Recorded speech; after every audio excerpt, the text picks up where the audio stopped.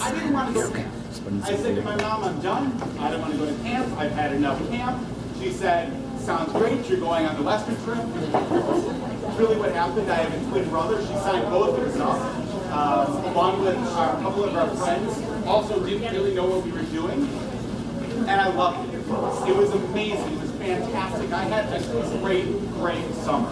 And my goal, campers, is for you to have as good, hopefully even a better experience. And then maybe sometime in a few years you're standing right up here and you've got my job down here.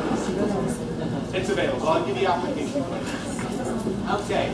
So a couple things. If I could do this, if we could have all of your campers stand up, I would love for everybody to introduce themselves and also which trip you're on. So campers all stand up. After you introduce yourself, you can then sit back down. But I need everybody to be quiet so you can hear everybody else.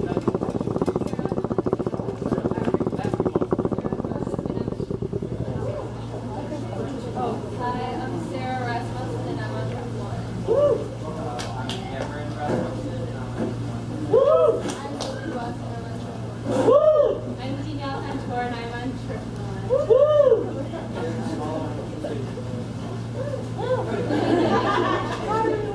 I'm Haley. Trip one? I'm Maria Carlin.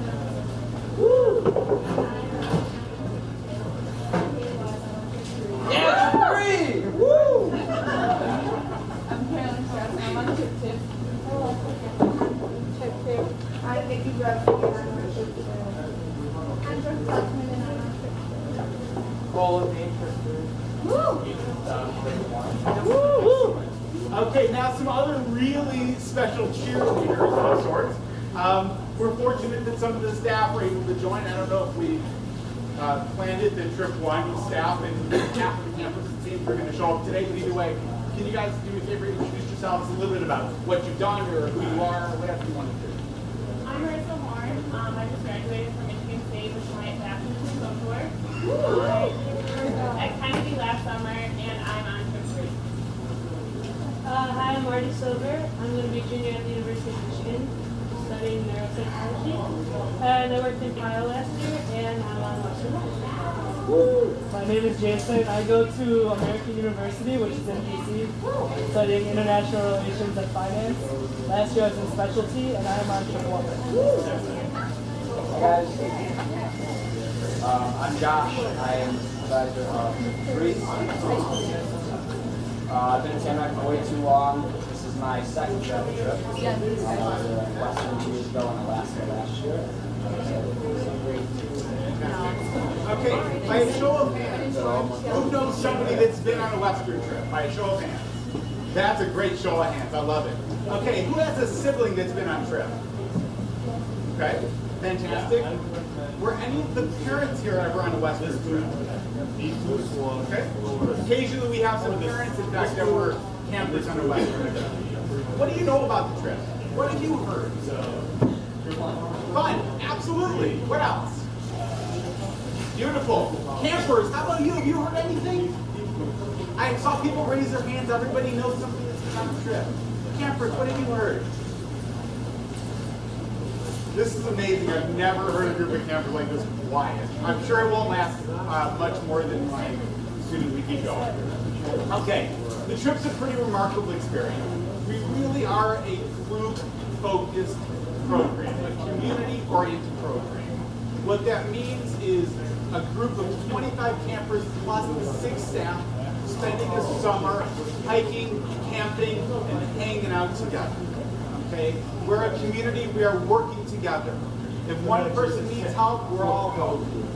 We are going to be responsible as a group for helping to plan menus, helping to cook meals. We'll break everybody up into small work groups with the staff and 5 campers. And you're going to help plan menus, cook the meals, clean up, serve. Who here knows how to cook? Microwaving isn't cooking. I realized I had to say that at some point. Okay, I'm thrilled. Those of you that didn't raise your hand, campers, I assume the parents probably know how. Campers that didn't raise their hand, no big deal. You're going to get an opportunity to cook. A lot of opportunities to cook. breakfast, lunch, dinner, helping to plan the menu, perhaps even helping to grocery shop. Grocery shopping for a group of 30 is totally different than grocery shopping for a family of 4 or 6. Totally, totally different. This trip is new experiences. New experiences for cooking for a big group. New experiences like traveling on a bus for 35 days. New experiences like hiking a lot, visiting state parks, visiting national parks, and hanging with everybody, okay? My expectation, something that every person should recognize and be ready for, is be ready to hike. We're a hiking trip. Plan to hike every single day. So, are we gonna really hike every day? No, but we're gonna hike a lot of those days. There's a couple of days where we're driving, especially at the beginning of the trip. It's gonna take us till the 3rd day until we pull into the Rockies and you see those mountains and you say, oh yeah, we're out west, okay? It's gonna be, there's gonna be days we're gonna go whitewater rafting one day in Colorado. We're gonna go mountain biking one day in Colorado. We're not gonna necessarily hike on those days. We're gonna hike some days in the morning and then hop on the bus and drive to the next park. Some parks are a further distance and we're not gonna hike on those days. But my expectation is plan. Get ready, be excited, get ready to hike every day. Now, are the staff gonna say to you, campers, grab your backpacks, put on your boots, grab your water, start hiking? When we get to the end of the hike in 10 miles, and then you can take them off and stop? No way, that'd be absolutely crazy.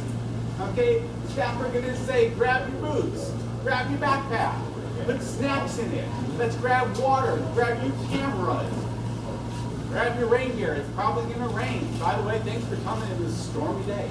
It might rain. They're gonna say, we're gonna pack lunch, we're gonna put our boots on and we're gonna start our hike. We're gonna hike a little bit, maybe a half mile, maybe 10 minutes. We'll see. We're gonna stop, we're gonna see how everybody's feet are doing. Your feet might be having some problems with your blisters. If you really broke in your boots, and I beg you to do that, and we'll talk about that, maybe we're in great shape. We're gonna check your feet. We're gonna start hiking. We're gonna stop in a little bit, we're gonna have some water, have a snack. We're gonna keep hiking. We're gonna stop and rest. That's what our hike will look like. We're not just gonna go nonstop. Some of our hikes are gonna be 4 miles, and they may be flat. They might be easier hikes. We may go on a 4-mile hike that's pretty strenuous because it's straight up. We might go on a 6, 8, or 9, 10-mile hike. The hikes vary, and that's what this is about. But we're going to do a lot of hiking. So the staff know, and the staff love hiking, and their goal is to campers get you to love hiking, get you to like hiking. Because I know not everybody here has gone hiking in the national parks before, and totally okay. We are not a sightseeing and touring trip, okay? Will we do some sightseeing and some touring? Yeah, absolutely. Will we see a couple of cities and have a little time in them? Absolutely.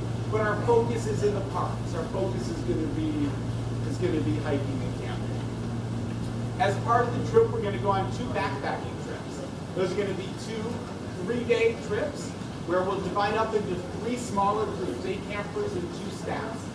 Okay, camp is going to provide a backpack. Backpack's not going to look exactly like this, but we have the backpacks. We're going to put everything we need in them for 3 days. We're going to have our sleeping bags. We're going to have our rain gear. We're going to have our clothes. We're going to have our meals and our pots and our pans and our stoves. And we're going to hike for 3 days.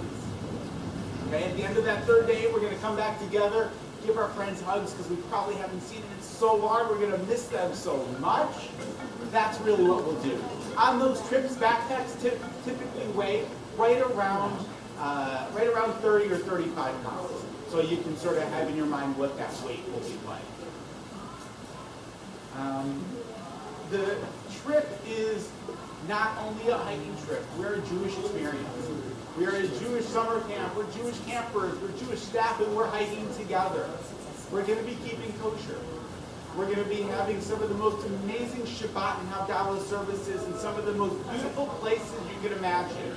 In the Rockies, in Utah, in Arches or Zion, in Yosemite, in Wyoming. Okay? We're going to love it. And campers, my goal is not only are you involved in the services, Maybe you're going to help plan or lead the Shabbat services.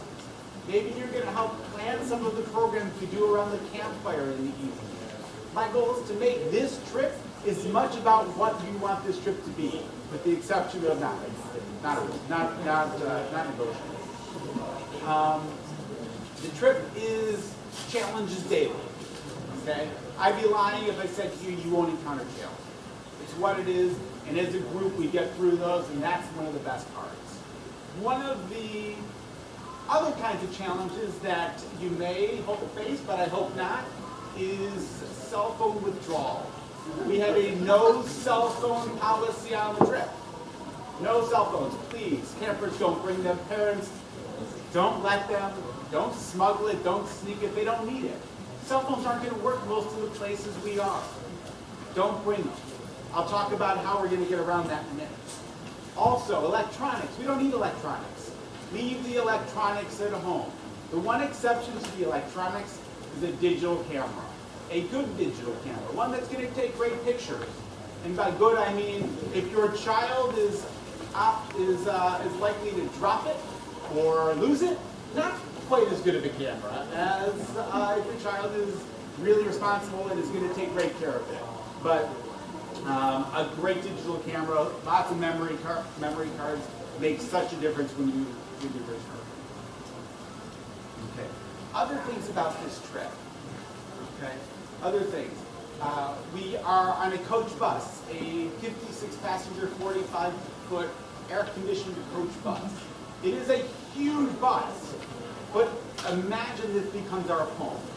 And so when this is our home, we're going to find out that there's not as much space as we want, and we'll talk about how that impacts our packing in a little bit. Forms. Today is May 13th. I believe our forms are all due May 15th. You're all on time. You still have a chance to get all of those forms in on time. Okay?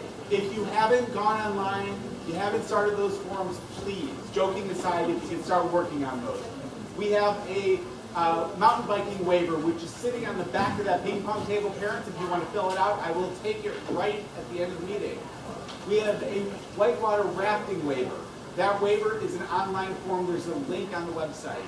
We have our camper information form, and we have our Camp Doc medical information. Camp Doc is our online health system for camper physical, and you upload immunization records and health insurance, and also prescriptions. For those of you that have had a child in our teen programs in the past, we have done prepackaged medications for many years. This year we have changed and we're using Camp Doc for those prepackaged medications. What that means is online. You fill out whatever medication your child takes, dosage, time of day. Okay? You give them a credit card number. They have a health insurance number. You print that out. A doctor signs that with a prescription and gets sent into Camp Doc. Camp Doc uses a pharmacy that will pre-package those medications in individual dosage bags. Those bags are waterproof in case we're hiking and we fall in the river. The bags are labeled, each one with the camper's name, medications inside it, a description of those medications, time of day to take it. So if we're going on a 3-day hike, we're going to take 3 days worth of medication. The rest will stay on the bus. Okay? The trip is 35 days. The typical prescription is 30 days. Many doctors are able to write a 60-day prescription, or they can get a vacation override. Camp Doc does this with their pharmacy regularly, so they know what they're doing. The cost of this is minimal. Beyond your copay, they charge $5, whether it's one medication or whether it's 6 medications. You don't need to worry about Tylenol, Advil, Benadryl, Sudafed, or any of those other medications. We have those all on the bus. The clinic sends them with our staff so that if somebody is sick and not feeling well, we'll take care of that. If your child uses an EpiPen or an inhaler, please, you should have 2. If you have 2 of those sitting at your house, you don't need to fill out for a prescription through Camp Doc. You will still fill it out on Camp Doc's website. If they don't get a prescription from you, they won't charge your credit card and they won't fill a prescription. But that way we have records so we know what kind of medications to expect. Do you have a Yeah, what if it's an over-the-counter, like Zyrtec? great question. Over-the-counter medications, if it's something that they're taking, you should do it the same way. And Zyrtec, something like that, they'll do generic if you want generic, they'll do name brand if name brand is what works for you. Absolutely, great question. Okay. Over the span of 35 days, 25 campers and 6 staff, somebody's going to get sick. Happens every year. Over the span of 35 days, we're going to need to see a doctor. If a camper gets injured or a camper isn't feeling well for whatever reason, the staff are in touch with our camp clinic staff 24 hours a day, 7 days a week by doctors and nurses. They're going to call the clinic and say, Jason's not feeling well, he's got a cough. What do you recommend us to do? They may say, make sure he's drinking lots of water, have him skip the hike today and rest, and check in with us tomorrow. They may say, you know what, we know where you are, and you're better off taking him to see a doctor. If we take your child to see a doctor, urgent care, potentially the emergency room, we're going to call you. We're going to let you know that we're taking him and what's wrong, and we're going to follow up and let you know what the doctor said. The next day, the staff follow up with our clinic and our doctors and nurses so that they have record and they can also make sure that we are following up with whatever happened appropriately. Okay, like I said, no summer has ever gone on where we don't take your kid to see children to see doctors. It is just a part of what we do. In addition to the staff being in touch regularly with our doctors and nurses, the staff are in touch with me, scheduling 3 calls a week. Often it's more than that. It's an opportunity for me and the staff, typically the supervisor, to check in. How's the trip going? How are the staff doing? How are the campers doing? Are you having any problems? What's the best part of the trip so far? And that's as long as we're in conversation, of course, because there's amazing things that they're doing. But I'm in touch with them minimum 3 days a week. Campers and parents, everybody should know. If there are behavior problems on the trip, the staff are going to talk to the campers and try to work it out. The staff are going to let me know if the behavior problems are things that continue. Parents, if I get a call from the staff that there are behavior problems on the trip, my next call is going to be to you. And I'm going to call and let you know that we are having problems on this trip. Explain to you what they are, and then give you an opportunity to talk with your child. The staff of the child will call that afternoon or evening typically. That's an opportunity, parents, for you to say, enough, stop, this is what you need to do. Because if we have to continue these conversations, it's not about how do we fix the behavior, it's starting to talk about how do we send somebody home. It's not what I want to do, but campers and parents know if we have to, we will. And I do hope that this is the last time we have to have behavior conversations, because 99.5% of the campers that go on this trip are excited and fun, and that's what the staff wants, and that's what I want, and that's what you want, that's what everybody wants. That's the plan, that's the absolute goal of that. Beyond the doctor, we are certifying and training our staff in a variety of things to deal with emergencies.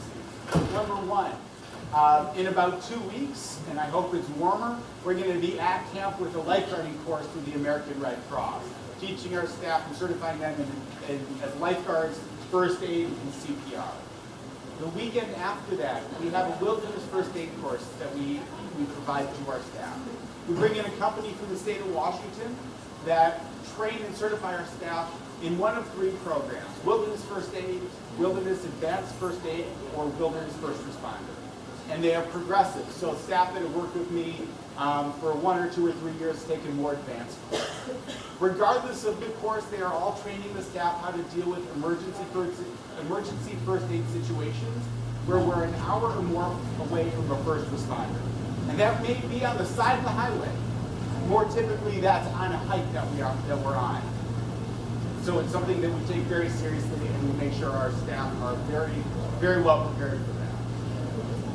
Over the course of 35 days, we're camping in a lot of different campsites, in a lot of different campgrounds. Some of those campgrounds have what I consider to be very modern facilities. That means they have showers, They have sinks with running water, and they have flush toilets.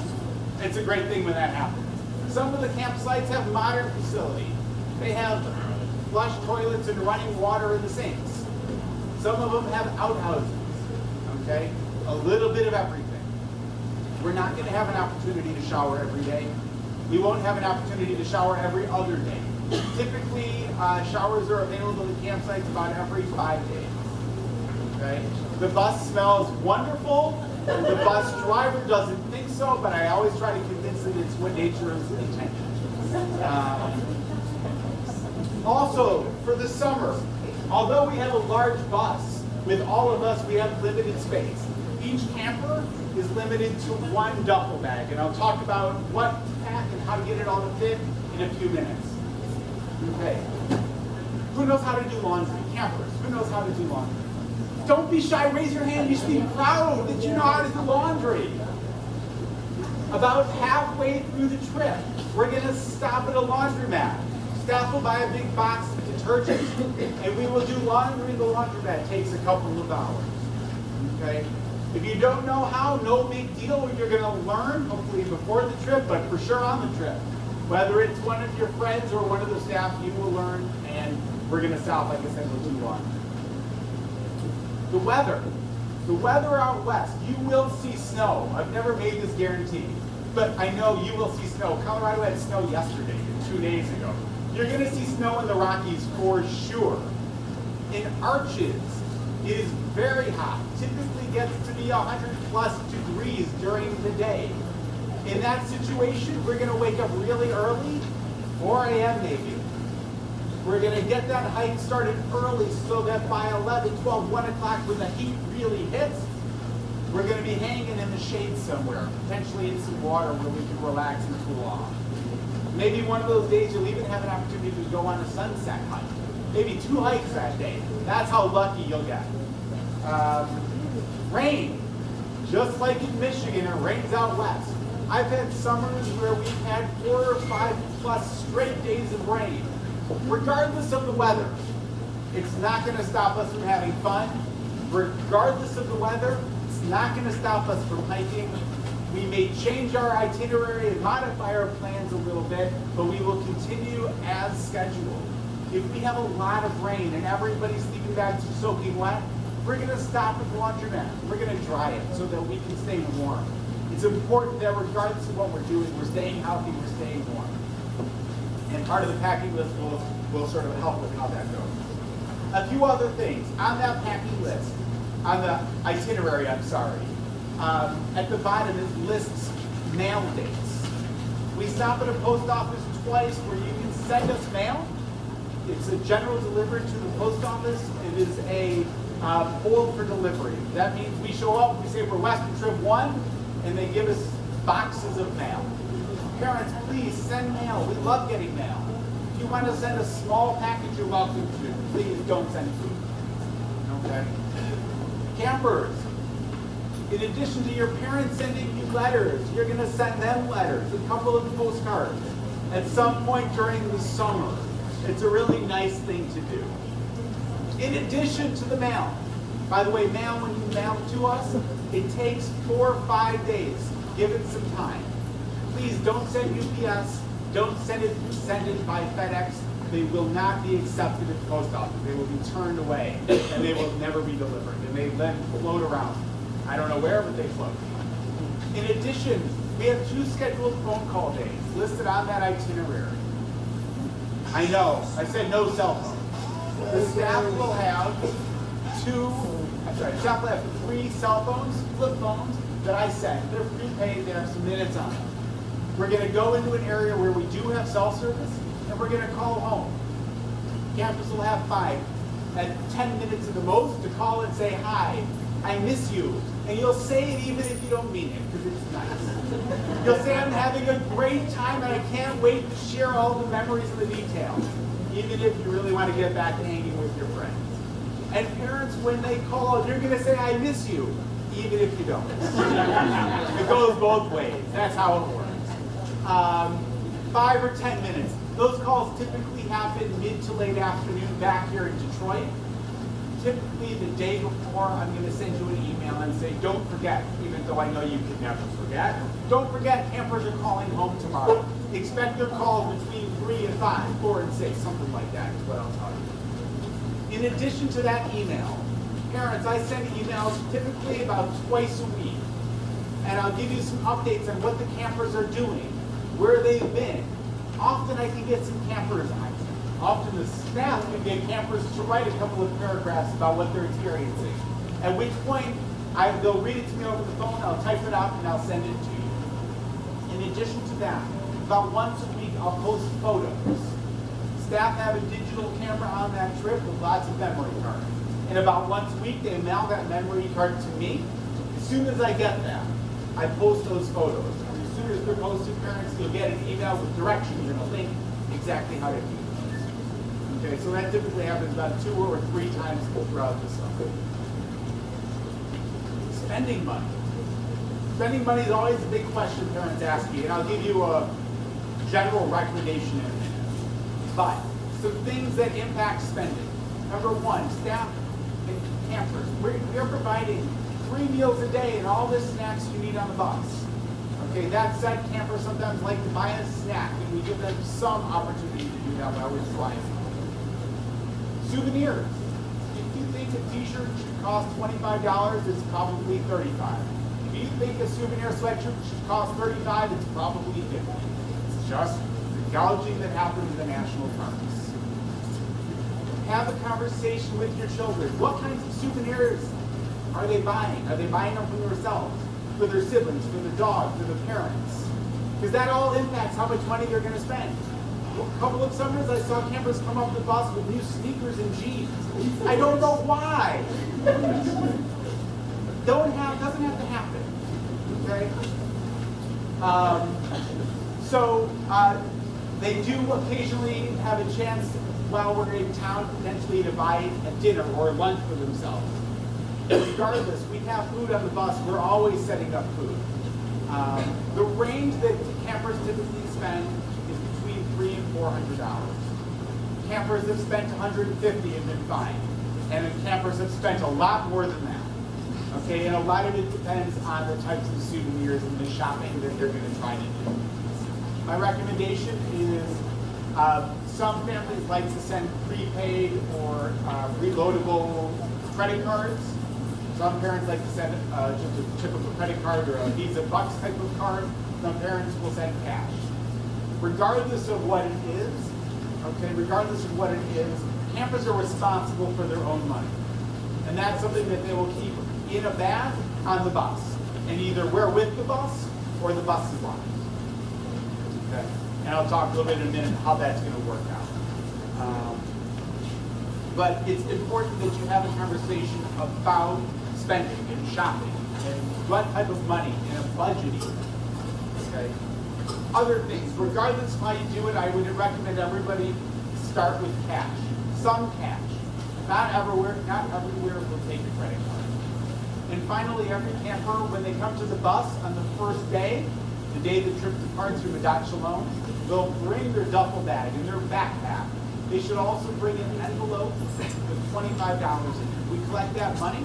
Campers will design a sweatshirt at some point during the summer, and we will get that printed and passed out either the last day or within a week or so of the trip return, depending on how that time is set up. Anybody that wears contacts, I encourage you to make sure you have a little pocket mirror, because there's not always a mirror around if you need that when you put your contacts in or take them out. Also, hand sanitizer, which is not on the packing list. If you wear contacts, the last thing you want to do is touch your eyes or your contacts with gross fingers. So a little hand sanitizer is a great thing. Before I start talking about the clothing list, does anybody have any questions? Perfect. I'm going to talk through some of the packing list. I am not going to talk through everything. I'm going to start with what I consider the 3 absolute most important pieces of gear. Number 1 is hiking boots. You're wearing them every day. They're keeping your feet healthy and happy. They're protecting your ankles, okay? A good pair of hiking boots, above the ankle, waterproof, okay? If you have a pair of hiking boots from Pioneer or Kennedy that work and they still fit, perfect, okay? But a good pair of hiking boots, and everything has a friend that goes with it. So hiking boots friends are hiking socks, wool socks, wool socks. Cotton socks are absolutely not appropriate to hiking. You need to have wool socks. If you look back there, there's these really, really cute wool socks, not appropriate. You want to get the wool socks that say hiking. These lifestyle ones are just for fun. They're not good for hiking. They don't have the cushion. Okay, number one, hiking boots. Number two, rain gear. The one piece I hope you never have to use. Okay, rain gear, waterproof, of course, an attached hood. Okay.